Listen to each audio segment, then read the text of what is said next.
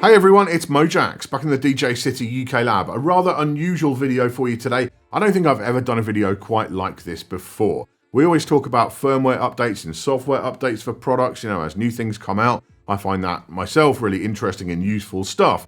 But what I've never done before is just give you an update on my opinion about a product. And as we have just passed the 2-year anniversary of me doing my review of Phase for DJcity, I thought it was time we took a second look.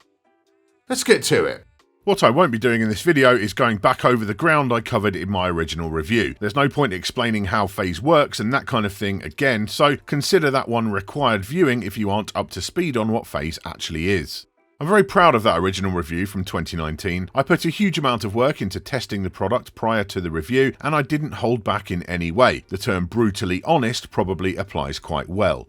My conclusion was that the technology was very cool, and when it worked, it was magic. But quite often it didn't work, and so I felt a responsibility to let potential buyers know that. I also said that I did have faith in the company behind the product, MWM, and that they would continue to work hard on Phase and eventually get it to the point where it would be as reliable and trustworthy as it needed to be. I will say massive respect to MWM, as they did in fact share and repost my review at the time. I don't think there are many companies who would be brave enough to do that, and it did help reinforce my belief that they were on the road to making things better. So, 2 years later, have things improved? Yes, and I would say dramatically. The reason I decided to make this video was that it occurred to me that since the UK started opening back up in the summer of 2021, I've been using Phase regularly without actually thinking about it. It's become a dependable part of my DJ life. A big driver of this change has been the HID support in Serato DJ Pro. It took over a year from the announcement for Serato to release it, but it was absolutely worth the wait. Plugging the Phase box directly into your computer and using Phase effectively as a controller makes the whole experience far more streamlined, as you no longer need to connect the RCAs, just the USB, and the integration doesn't stop there. Having battery life displayed right on the main Serato DJ Pro GUI is awesome, and the LEDs on the Phase remotes flash with a track end warning. The control is tight and precise, although cue drift isn't always entirely eliminated, more on that later. The software knows exactly what Phase is doing and vice versa, and that is felt in performance terms. You're getting all the promised benefits of the hardware and nearly all of the downsides are eliminated. Truly, this integration is by far the best experience you'll get with Phase, and for the average Serato DVS user, I'd probably go as far as to say it's a no-brainer at this point. That's not to say that things haven't got better with Phase on other platforms, with which you'll be relying on the regular control tone setup, with RCA cables required to feed into your mixer or interface. Prior to making this video, I gave it a quick test with Rekordbox, Virtual DJ and Traktor, and the overall improvements that MWM have made to responsiveness, accuracy and battery life are felt with those platforms too. You still have to turn off a load of warnings in Traktor, which is not ideal, but it does work.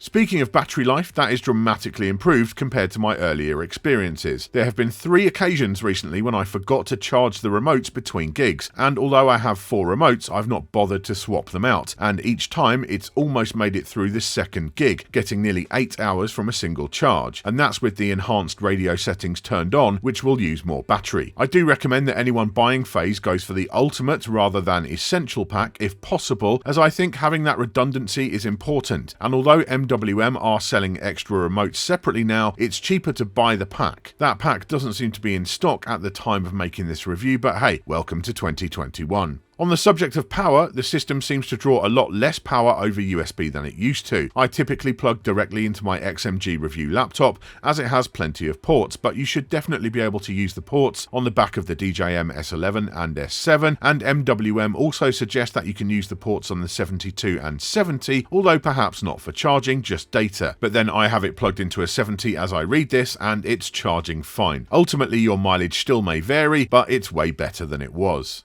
What else has improved? The MWM app is in a different league compared to earlier versions. Firstly, it's now a regular download on Windows. You don't have to use the Microsoft Store anymore. Updates used to fail with alarming regularity, and now they seem to work consistently every time. You can select more colours for the system LEDs, including funky fades and the like. And one huge improvement is the double tap to calibrate option. Rather than having to open up the software to calibrate the 0 points on the remotes, now you just do a double tap and it's done. Not only is that simpler at the start of a gig, it also makes it easy to recalibrate during your performance if something goes awry. Coming back to the hardware, connection between the remotes and the receiver is no longer problematic. They connect every time for me. And there doesn't seem to have been a repeat of the battery swelling issues found with one early batch of the remotes. And crucially, as I said in my review, MWM have not released any new hardware revisions. So day one buyers, or those who did pre-orders, are getting the exact same experience as DJs who buy FaZe today. All the improvements have been made in firmware and software, and that is a big check mark for me.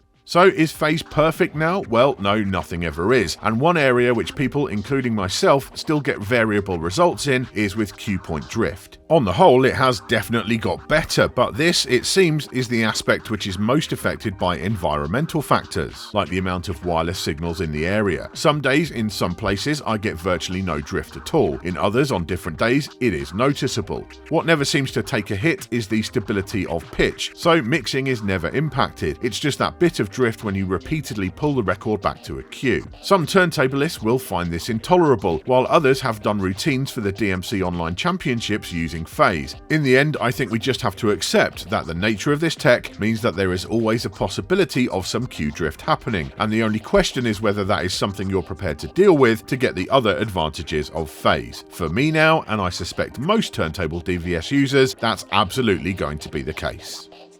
So there you go, a second look at FaZe from MWM. It's good now. Thank you for watching. Make sure it's good now. Like 2 years ago, it was interesting and it was cool. It wasn't good. You know, now it's good. It does the job. It does what it's supposed to do. I don't have to think about it anymore. I don't have to worry about it, whether it's going to let me down, because I trust that it isn't.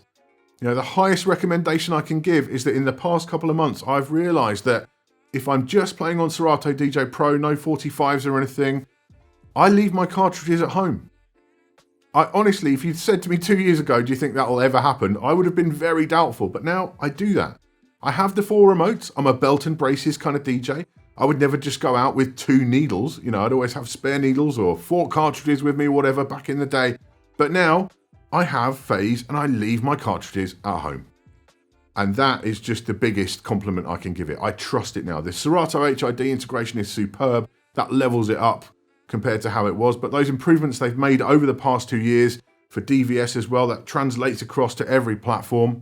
I just wish every software platform kind of adopted it in the same way that Serato DJ Pro has. But overall, it is transformed from where it was 2 years ago. 2 years ago, it just wasn't there. It wasn't ready for prime time at all.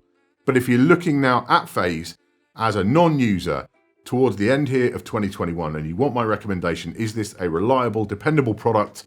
I'm going to say yes. Thank you for watching today. Make sure you're subscribed and you hit that bell icon down below to get notified anytime there's a new video from myself or the rest of the DJ City team. I'll see you soon.